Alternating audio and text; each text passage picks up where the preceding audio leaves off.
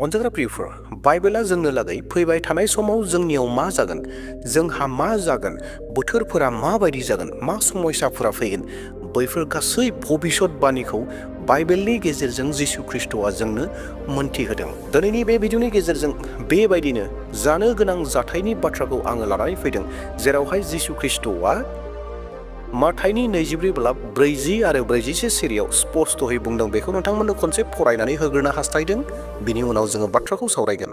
बे बाथ्रायानो जाहैबाय, बै समाव सानै मानसिया हुआव लोगोसे खामानि मावगोन, नाथाय सासेया लांजागोन आरो गुबुन सासेया गालांजागोन। सानै हिन्जावफ्रा लोगोसे जाथा होख्रेमगोन, नाथाय सासेया लांजागोन आरो गुबुन सासेया गालांजागोन। जिसु ख्रिस्ट'नि बे बुंनायनि ओंथिफोरालाय माथो? सासेया मानो गालांजागोन, सासेया मानो लांजागोन? बेफोर गासै बाथ्राफोरखौ दिनैनि बे भिडिअनि गेजेरजों नायगोन। दा बेवहाय नायगिरि साफ्रोमखौबो खावलायदों, भिडिअखौ जेन जोबजासिम नायगोन, जोंहा जेन जेबो गोनो गोथो थाया। मानो सासेया लांजागोन, मानो सासेया थालांगोन, बेनि फिननायखौ दिनै जोङो नायगोन। सेथि बाथ्रा, जिसु ख्रिस्ट'आ बे बाथ्राखौ बुंनायनि गेजेरजों मा बुंनो नागिरदों? What is the meaning of this message? अनजाग्रा प्रियफोर, बे जाहैबाय जोबनाय बोथोरनि बाथ्रा, जायखौ जोङो रेपचार होननानै मोनथियो एबा लांखो जानाय होननानै बर' रावाव बुङोब्ला जोङो बुंनो हायो, जायखौ बाइबेलाव रेपचार होननानै बुङो। आरो बे रेपचारालाय माथो? अनजाग्रा प्रियफोर, बे रेपचारा बेबायदि सम जेरावहाय जाय सुबुंफोरा जिसु ख्रिस्ट'खौ फोथायबाय, जिसु ख्रिस्ट'खौ नाजावबाय, जिसु ख्रिस्ट'नि बुंनाय बायदि बिथोन बायदि सोलिबाय, बिनि बुंनाय बायदि थाबाय, मानिबाय, बैसोर बायदि सुबुंखौ जिसु ख्रिस्ट'आ सोरगो रायजोआव लांखोगोन, गोजौ फारसे लांखोगोन। बेखौनो रेपचार होननानै बुङो। आरो जाय सुबुंफोरानो जिसु ख्रिस्ट'खौ नाजावाखसै आरो जिसु ख्रिस्ट'नि बोसोनफोरखौ फोलाबाय, जिसु ख्रिस्ट'नि बिथोनफोरखौ नेवसिबाय, जिसु ख्रिस्ट'नि गाहाम रादाबखौ खोनानानैबो खोनायैबादि थाबाय, बैसोर सुबुंफोरा थालांगोन।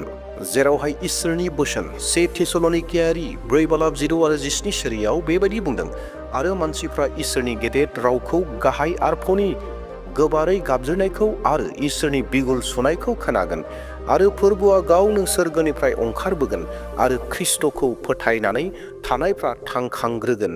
बिनि उनाव जों गोथाङै थानायफ्रा बिसोरजों लोगोसे नख्राङाव फोरबोखौ लोगो हमनो थाखाय जोमैयाव लांखो जागोन, आरो जोङो अरायबो फोरबोजों लोगोसे थागोन। बे इसोरनि बोसोननि गेजेरजों जों मा रोखा जानो हायो? बे लांखो जानाया सोरनि जागोन?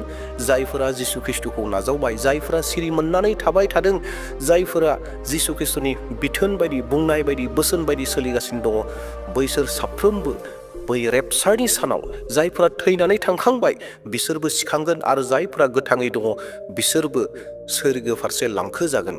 अनजाग्रा प्रियफोर, बावना थांनाय एबा बावनानै थानाय मोनसे बाथ्राखौ नोंथांमोनखौ गोसोखांहोनो नागिरदों। साफ्रोमनिबो जिउआव हयथ' बेबायदि जाथायफोरा जादों, घटनाफोरा जादों। बेनो जाहैबाय उन्दैनि समनि बाथ्रा। जोंनि बिमा बिफाफोरा जोंखौ उन्दै समाव माब्लाबा गावजों लोगोसे लानानै थाङाखै। बबेबा सेन्टाराव थांनाय समायाव, बबेबा हाथायाव थांनाय समायाव, बबेबा सोरनिबा न'खर थांनाय समायावहाय, सोरनिबा आलासि जानो थांनाय समावहाय जोंखौ बिमा बिफाया सानफ्रोमबो लाङाखै, जोंखौ नागारलांदों। आरो जेब्ला जोंखौ नागारलांदों बै उन्दै समाव, बै समाव मा जादों? जों गोबां गाबदों, नङा होमब्ला? जों जिहेतु उन्दैमोन, गावनि बिमा बिफाजों थांफानो लुबैनाय गोसोआ दङ। बैबायदि समाव साफ्रोमबो गथ'आ गाबो, आंबो गाबदोंमोन, हयथ' नोंथांमोनाबो गाबदों। नोंथाङा गोसोखांनो हागोन ने बे बाथ्राखौ? नोंथाङा बै समाव माबायदि गाबदोंमोन जेब्ला नोंनि आइ आफाया नोंखौ नागारनानै दान्दिसे समनि थाखाय बबेबा गोजानाव थांदोंमोन? बै समाव जानांगौ गोबां गाबदों। आंनि आइ आफाया आंखौ मानो लांफायाखसै, आंबो थांफागौमोन होननानै गोबां गाबदों। आंबो थारैनो गाबदोंमोन बै समाव, आंनि आइ आफाया आंखौ नागारनानै दान्दिसे समनि थाखाय बहाबा थांनाय समाव। थिग बेबायदिनो अनजाग्रा प्रियफोर, बेनिख्रुइबो देरसिन जोंहा गिथावना जागोन। दिनै जायफोरा जिसु ख्रिस्ट'खौ फोथायनानैबो, नाजावनानैबो जिसु ख्रिस्ट'नि बोसोन बायदि सोलियाब्ला, जेब्ला जिसु ख्रिस्ट'आ फैगोन, बै समाव रेपचार जागोन। बै समाव इसोरनि बोसोना बुंनाय बायदि सानै आइजोफोरा जाथा होख्रेमबाय थादों, सासेया लांजागोन, सासेया थालांगोन। सानै हौवाफोरा खामानि मावबाय थादों, सासेया थागोन, सासेया लांजागोन। माबायदि दुखुनांथावना सम जागोन बै समा, जेब्ला आंनि हिन्जावा आंनि आखाइनिफ्राय गोमालाङोब्ला बेसे दुखु नांगोन। आंनि हौवाया आंनि आखाइनिफ्राय गोमालाङोब्ला, आंनि गथ'आ थांगोन, बिमा बिफाया थालांगोनब्ला बेसे दुखुनांथावना जागोन। बिमा बिफाया थांगोन, गथ'आ थालांगोनब्ला बै समाव बेसे दुखुनांथावना जागोन। बिगुमाया थागोन, दाहोनाया ओंखारलांगोन, दाहोनाखौ लांगोन, बै समाव माबायदि जागोन। बेसे दुखुनांथावना जागोन। न'खराव साब्रै दङ, साब्रैयाव साथामा थांबाय, सासेया थालांबाय। न'खराव 10 जन दङ, न'खरनि सोरबा सासेल' थांबाय, 9 जना थालांबाय। बै समा बेसे दुखुनांथावना सम जागोन अनजाग्रा प्रियफोर। बे समखौनो जिसु ख्रिस्ट'आ बुंदों जे बेबायदि सम फैगासिनो दङ, बेबायदि सम जागोन जेरावहाय सोरबा खामानि मावबाय थानायावनो लांखो जागोन। मानोना बै समा, बै मुगाया मोख्रेब गासैयावनो जागोन होननानै इसोरनि बोसोना बुंदों। मोख्रेब गासैयावनो। अब्लानिया जोङो बै समाव दाहा खामब्लाबो जानाय नङा, जोङो बिखा सौब्लाबो जानाय नङा। बेनिखायनो जिसु ख्रिस्ट'आ गोदोनो राहा लामा होनानै गालांखादों आरो मोनथि होखादों जेन रावनिबो जिउआ नस्थ' दाजाथों, रावबो जेन बेबायदि दा थालांथों होननानै जिसु ख्रिस्ट'आ गोदोनो बुंखादों। जाय सुबुंफोरा जिसु ख्रिस्ट'खौ नाजावबाय, जिसु ख्रिस्ट'नि बुंनाय बायदि बिथोन बायदि सोलिगोन, बिसोर साफ्रोमबोनो लांजागोन होननानै जिसु ख्रिस्ट'आ गावनि खुगाजों बे बाथ्राखौ फोरोंखादों, भबिष्यतबाणी होनानै दोनखादों। नैथि बाथ्रा आं बुंनो नागिरदों, दा इम्परटेन्स अफ बिं प्रिपेयार। थामथिम जाना थानायनि गोनांथि।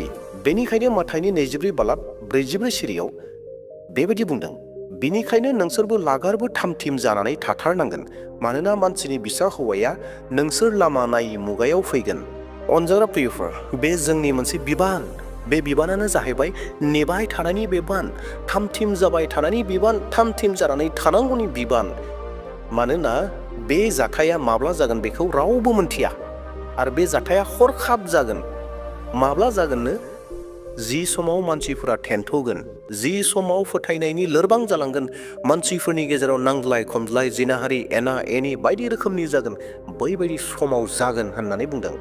जि समाव मानसिफोरा नेयैनो नेनानै बाग्लायबाय, लामा नायै मुगायाव बे जाथाया जागोन होननानै बुंदों। दा बेयावहाय जोङो लागारबो सांग्रां जानानै थानो नांगोन, बैयाव थांफानो थाखाय, रेपचाराव सहैनो थाखाय। अनजाग्रा प्रियफोर, मोनसे सोंलु खालामनि, बेनो जाहैबाय जों माबायदि थामथिम जानानै थानो हागौ, जों माबायदि तैयारि जानानै थानो हागौ। बेनो जाहैबाय सेथि बाथ्रा, जोङो गोथार जिउ खुंनो नांगोन, पबित्र जीवन जीना पड़ेगा। जिसु ख्रिस्ट'नि बुंनाय बायदि जों थाबायनांगोन आरो गावनि जिउखौ जोङो गोथार लाखिनो नांगोन। नैथि बाथ्रा, आरज आरो उपबास खालामनाय। आरज खालामनाय आरो उदै बासि थानाया जोंखौ आत्मिक जिबनाव बोलोगोरा खालामो। दा बेयावहाय जोङो आत्मिक जिबनाव बोलोगोरा थानो थाखाय जोङो अराय समबो प्रार्थना, आरज खालामनाय आरो उदै बासि आरज खालामनायाव जोङो नांथाबनानै थानो नांगोन। बेयाव नांथाबना थानाया जोंखौ आत्मिक जिबनाव बोलोगोरा खालामो। थामथि बाथ्रा, बेनो जाहैबाय उनदाहा खालामनांगौ। जोंनि जिउआव गोबां समाव गोबां गोरोन्थिफोर जानो हागौ, पापफोर जानो हागौ।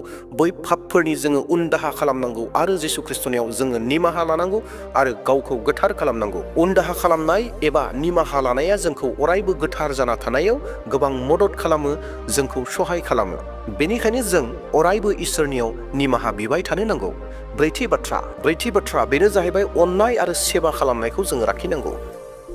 जोंनि नसुंसेयारिफोरखौ अननाय, मदद खालामनाय, बेफोरनो जाहैबाय सेबा खालामनायनि खामानि, अननायनि खामानि।